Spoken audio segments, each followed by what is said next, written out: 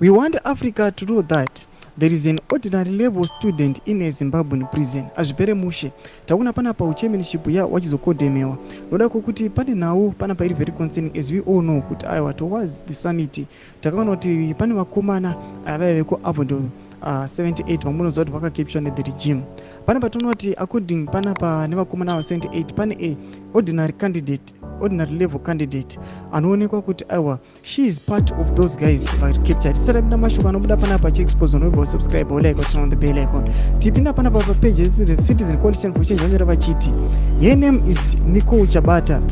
She is supposed to write her examinations starting next month, but has been in pre-trial detention for a record 87 days on trumped up charges. She is part of the Avondo of 78 who were unjustly arrested on June 16, 2024.